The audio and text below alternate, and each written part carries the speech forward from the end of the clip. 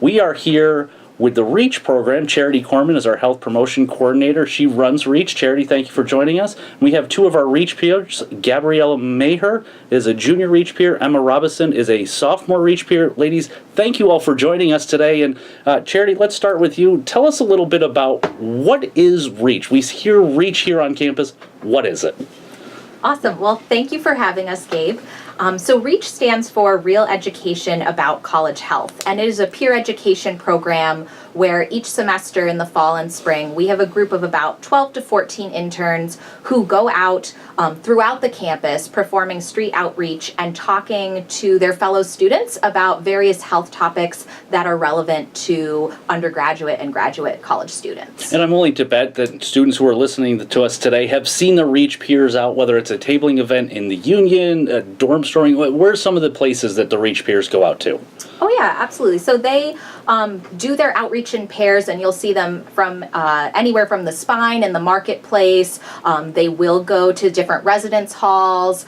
You'll see them in the dining halls doing outreach. You might see them with our Perfect Pour Bar, where they'll ask you to pour the perfect shot for them and do some education around alcohol safety and things like that. But pretty much they try to go and cover the entire campus just to make sure that those messages that we have around college health are getting out there to our students. And I think one of the interesting things is it's not just somebody standing up lecturing.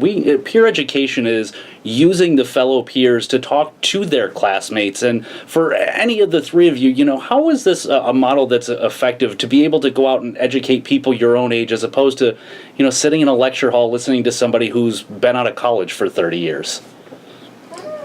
Well, I think the street outreach approach that we use is better than, say, a lecture, because getting people to come to the lecture may not be as easy as just going and meeting them where they are and telling them about our program and the safe tips that we have for them. And I think it's important, to hear messages from people your own age. Obviously, the REACH peers are people who are in college. You know what's going to resonate with other college students, as opposed to a guy like me who's been out of college for a couple of decades. What is the reaction that you ladies get when talking to your fellow students? Do they seem interested and get the message more because it's coming from people their own age? Yeah, definitely, I think so. I think people are really open to hearing what we have to say because our messages are never, don't do this and don't engage in these activities, but when you're doing them, let's be safer about it and let's make sure we're all having a good time and not bad things are happening. So I think that that's why they're more open, because it's not like an authoritative figure saying, hey, don't do that. It's someone saying, hey, we know you're going to do that, but let's do it a better way. Now, REACH is a program that people have to sign up for, so we have two REACH peers here. Take a couple seconds, each of you, if you would, and tell us a little bit about why you decided to get involved in REACH. I decided to get involved in REACH because I did transfer here and I wanted to get involved in something and I want to go into the medical field, so doing something around health topics was really interesting to me, and I'm a person who wasn't someone who was super outgoing and social, and this has really helped me to, actively approach people, and I'm very open and outgoing now, so I wanted to do something that would get me out of my shell and make me, do something that I wasn't as comfortable with.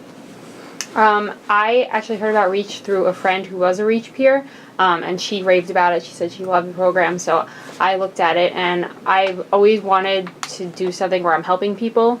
So I saw that this was kind of, in a sense, helping people, so I thought it would be a good opportunity. And like Emma said, it really has helped me come out of my shell in the sense of going up to people and talking to them. So yeah. So 4 credits also is kind of a good thing. But it's not just about outreach, it's about educating yourselves as well. If you could, just touch on some of the things that you've learned this semester from being in REACH.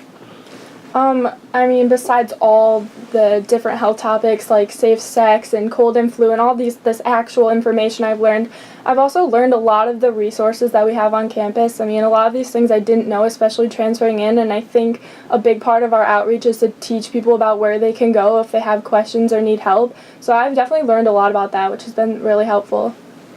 Basically what Emma said, in addition to learning each week how we can help ourselves and learning the resources on campus that I would otherwise have no idea about, I think we've also learned things that if we see people who need help, we can refer them to these resources as well. And it's got to be a rewarding experience to know that you're making a difference in the lives of some of your fellow students here on campus. And so obviously this takes a little bit of a time commitment. Can you describe a little bit about what that time commitment is? There's a class and then there's outreach as well.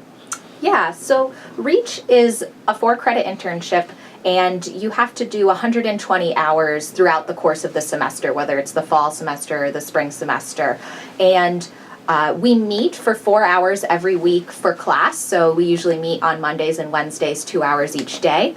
In addition to that, our REACH peer educators are expected to do an hour and a half of that street outreach, so going out on campus and having those conversations around health. And then in addition to that, we have them do 2 hours of office hours. So we have an office in the basement of Decker Student Health Services. So please visit us, where we keep all of our goodies, all of our information, and our peers are there each week for 2 hours, just helping prep for events we're doing or preparing outreach materials. And then kind of in addition to that, they also do some tabling, and all of that accounts for 120 hours a semester. You mentioned the perfect pour bar. You mentioned cold and flu, safe sex. I know there was a great decal out there with the ghost condom that people were talking about that said keep calm and roll me on.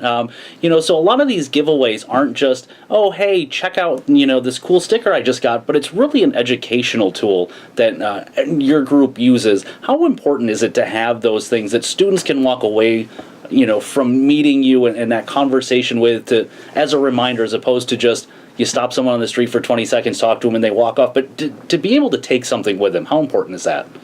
I think it's very important, and I think I'll definitely have our educators speak to this, because I think our giveaways really help start the conversation with students, get them interested in talking to our peer educators. But then our goal at REACH is really to provide people with information in those giveaways, but also something fun or something useful for them. So during their cold and flu outreach this semester, 1 week we were giving out thermometers and teaching people how to use the thermometers that we have. They're reusable, but making sure that that's something that they have that they can help assess their own health with. So making sure that the supplies and giveaways they're getting are relevant to their needs. Just to go on with that, I think that it's really important that we do giveaways, because it does bring them in. So when I'm yelling free condoms, kids are like, oh, free stuff, I love free stuff. All college kids love free stuff, so they'll come over.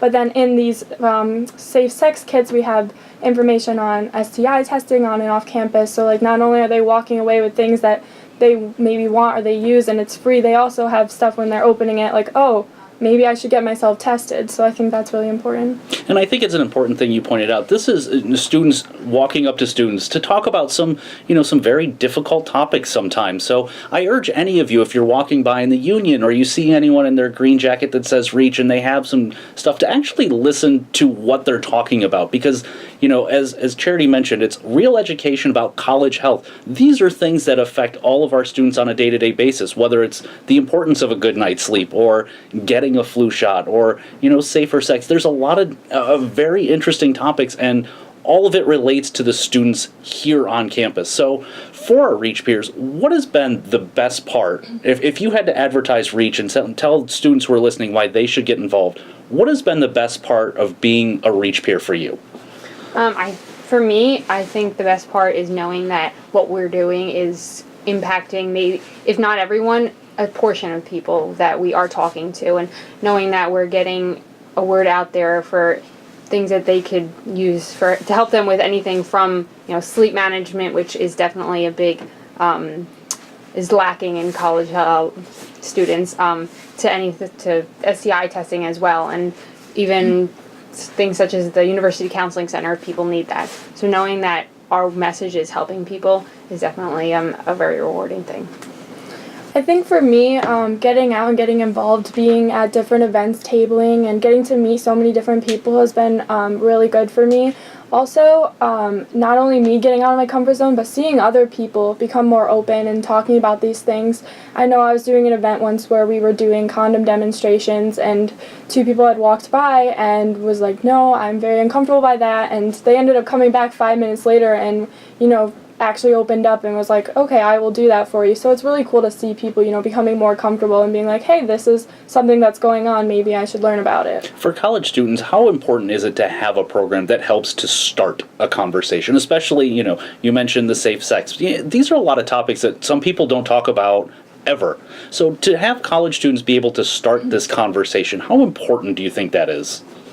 I think that people are more willing to open up if it's someone who's their own age and is someone who's going through the same things that they're going through. So instead of someone being a parent or a teacher or something like that, I think they'd be more willing and more comfortable to talk to someone their own age. And if I could add something, I think one of the things that makes REACH really unique is that we use that street outreach format. And so traditionally, health education is done in a way where you have a set program and you advertise it and you encourage people to come to you. But during that, you only get a certain amount of people or people interested in the topic. And so I think with REACH, it's really wonderful that our peer educators are going to where the students already are. They're hanging out in the marketplace, they're waiting for the bus, and just going up to them and starting these conversations. And I think that's a way that REACH can impact students who may not normally go and attend a program about one of these topics. And you're doing a little bit more than that, and a little bit later this semester we'll have them on our Facebook page at Binghamton HPPS. If those of you who don't follow us, you should follow us. The REACH Peers are doing some PSAs this semester. Talk a little bit about kind of this project and what you hope students will get out of it. Yeah, absolutely. So yes, this is a part of our course this semester, and the peer educators have been broken up into small groups, and each group got to select their own health topic, one that was relevant to college students, and then record a public service announcement around that topic, encouraging students to do something, whatever their topic is. So maybe it is to get a flu shot if their PSA is about cold and flu.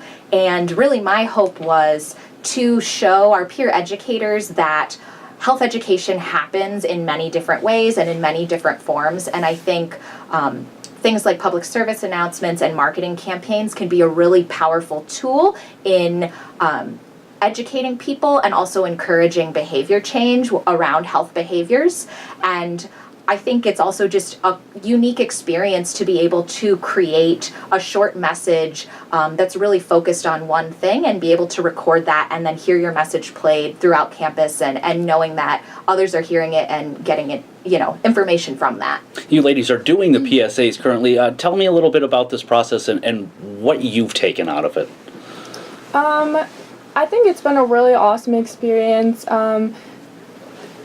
Sometimes on outreach we focus on many different things or tabling, but during these we got to just focus on one topic, and it was really fun. I definitely was very uncomfortable at first, recording myself, but it was a really fun experience, and hearing it over and being proud of something that we created is a really good feeling.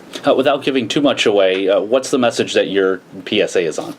It's about getting your flu shot, because Decker has a flu clinic every Wednesday in November, except for the week that we're on Thanksgiving break, from 4 to 7, so we wanted to get people to go to that. And a great plug on that. Flu shots, free for students. Bring your student ID to Decker Health Services.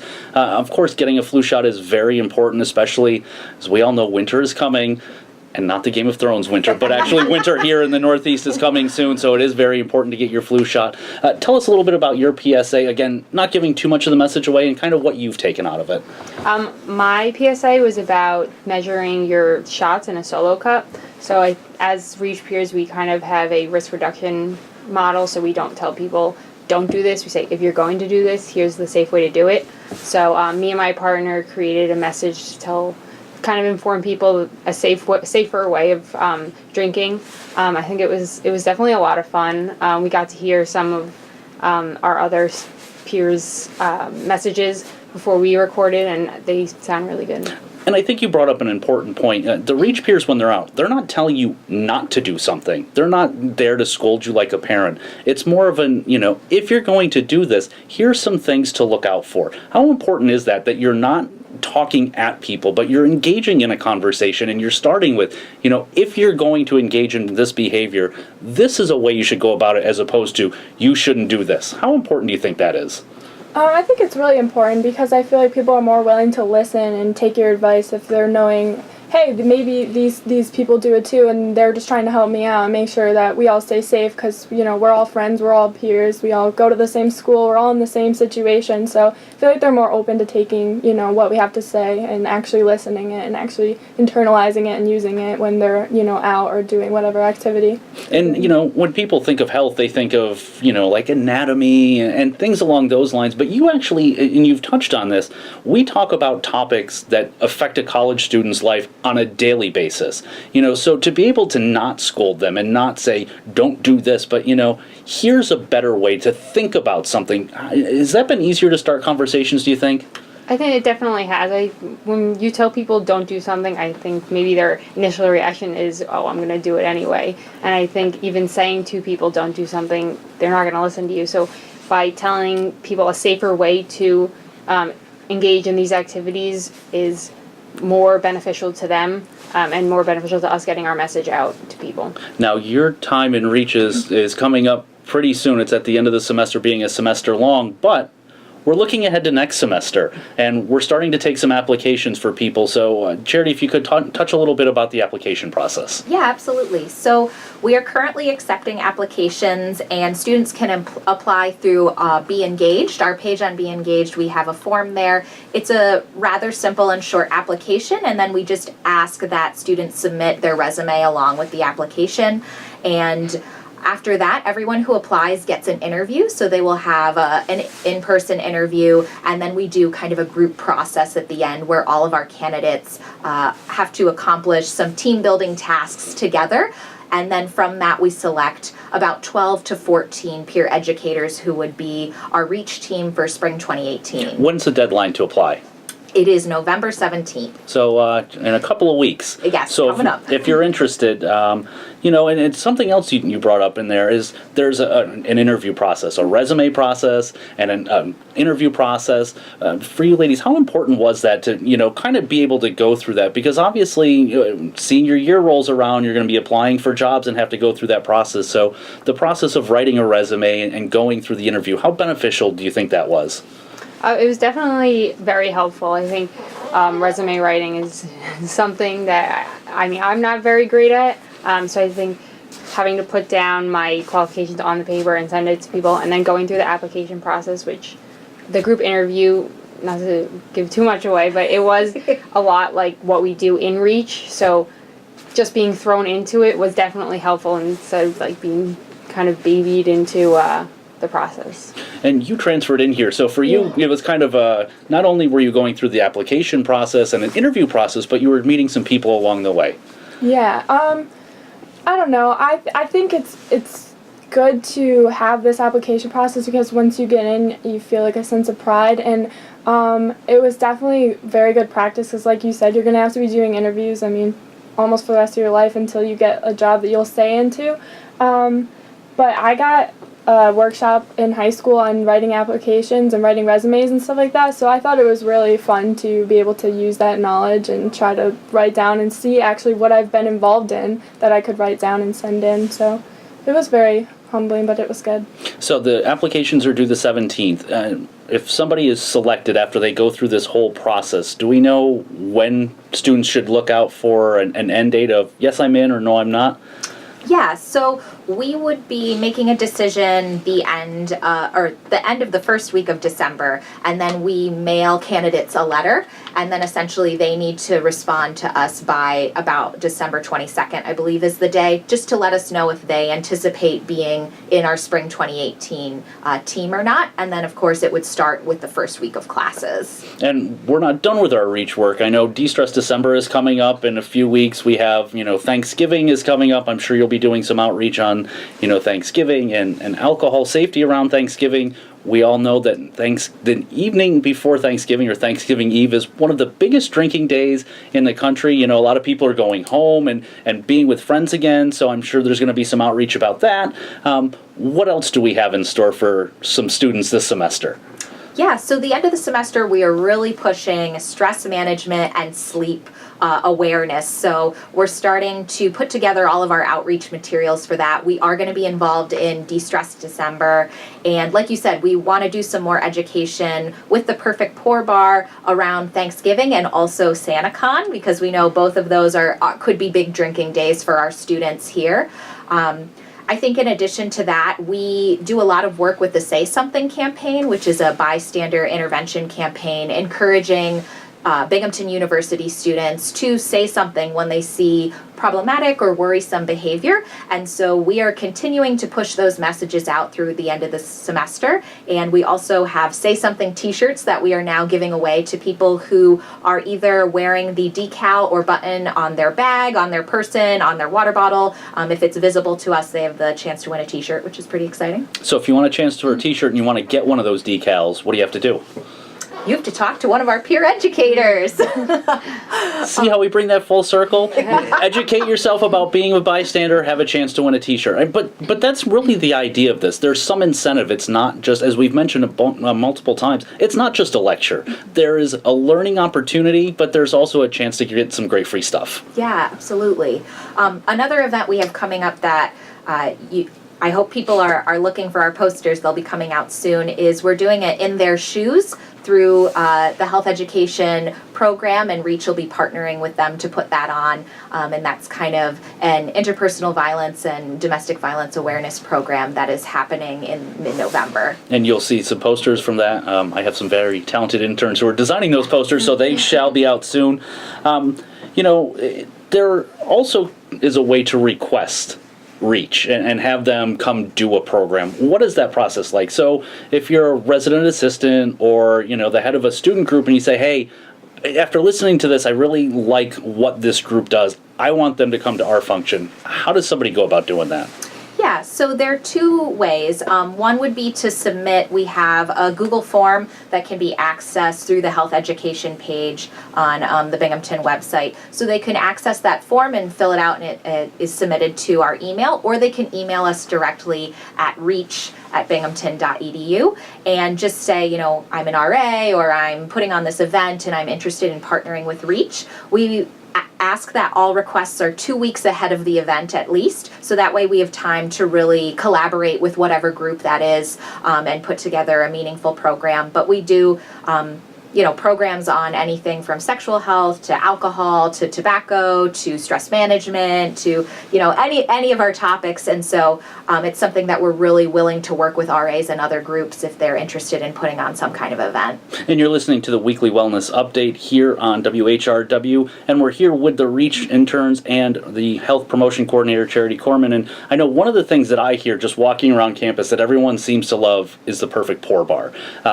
REACH uses the Perfect Pour Bar. What are some of the things that you've noticed while going through this? And we've talked a little bit about, the purpose is to show people what a standard drink is. You have a solo cup, we have bottles of not alcohol, don't worry, it's all colored water. But so, if you're standing behind the Perfect Pour Bar, a student comes up and says, I'm interested in this, kind of walk us through that process.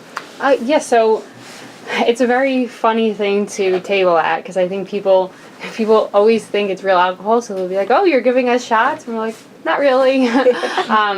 But I think one thing I've noticed is people really don't know the measurement of a shot. So I think it is really important that we do bring this out, because I think that a lot of students do drink. So informing them a safer way to drink and showing them what one serving size is definitely an important thing to get the message out. And have you gotten a reaction like, wow, I never considered that? You hear people are like, oh, I only had 3 drinks last night. But in actuality, it might be that they had 9 drinks because they don't really know what the standard drink is. So the idea is you pour a drink and then it's measured and you see how close you are. Do you get a lot of students who react like, wow, I never saw that coming. I thought it was a lot more, a lot less, anything like that? For sure. Well, how I do it usually is they will pour their drink and then I'll say, do you know how many ounces are in a standard shot? And they'll be like, 4 or 5. And I'll be like, it's actually 1.5 ounces. And then we'll measure it and they're like, wow, that's not what I pour in my drinks. You see that they're finally realizing, maybe I'm putting a little bit too much in my drinks. And then some people know that I think I do pour too much, so they'll pour like way less, trying to make it less because they know that it's not that much. And one of the things that REACH has done this semester, and I'm sure you've seen them all across campus, is the Green Skull Solo Cup poster. So it talks a little bit about some tips for alcohol poisoning and kind of some tips to make sure that you're safe while drinking, including being hydrated, and what are some of those other tips that students should look out for? Yeah, absolutely. Right, so I think as you said, things like pacing yourself, drinking water, making sure that you're eating before, during, and after drinking. Sticking with a group and having a plan is a great idea. Making sure you know how you're getting to and from a party or to and from the bars safely are all important things, so that we want people to have fun and experience college, but we just want them to be safe and healthy when doing that. And I think also just looking out for your friends and making sure that if someone looks like they need medical attention, not being afraid to call Harper's Ferry or call UPD and get that attention for them, because you're protected if you do that. You can't get in trouble if you're calling to help a friend. And so that's another one of our powerful messages, I think. In the last few minutes that we have, I'm going to look at both of our REACH peers here, and if you could just give us one of your favorite things about REACH. I know we're about a little more than halfway through the semester, but if you had to point to one thing about REACH that you've really enjoyed so far, what would it be? I think getting to know a bunch of people that have a lot in common with you, and being able to go out with them and experience something you've never experienced before, and getting to teach other college students about stuff that at least I'm very interested in, and seeing how much they're learning and how much I'm learning, and knowing that I might be making a difference and making them be safer is a really good feeling, and I really love that about REACH. I also really love getting to meet new people, since I'm more of a quiet person, and I really like also getting to talk to, when we have presentations in class, I like getting to hear the people who come to present to us and hearing what they have to say about their organization, and then being able to go and educate other people about what they have to say. Well, thank you, ladies, so much. Again, Gabrielle Maher and Emma Robinson. REACH peers, if you see them out, stop by, hear what they have to say, get some great stuff from them. Of course, Charity, thank you so much for talking to us a little bit about REACH. And again, applications are out there now. You can find them on the Be Engaged page for REACH. They are due on the 17th. The application and a resume, cover letter as well? Nope, just the application and a resume. Submit those by the 17th. We'll start that process, and hopefully you'll join us next semester and be one of our REACH peers, and you'll be, helping to educate the Binghamton University community about all sorts of different health topics, and we encourage everybody to apply. It is a great program. These ladies told me they have a lot of fun doing it. We think you will too, so if you're looking for something to do, it's 4 credits, not a huge time commitment, so you can make a difference in the lives of the Binghamton University community. Ladies, thank you so much for joining us. Again, REACH applications due November 17th. Make sure to get those applications in. Of course, we also have the hunting ground. That's coming up next Thursday, November 9th. And coming up next week, we're going to tell you a little bit more about a new service being offered at the Counseling Center. That's the weekly wellness update for this week. Thank you so much for joining us. We'll see you next week.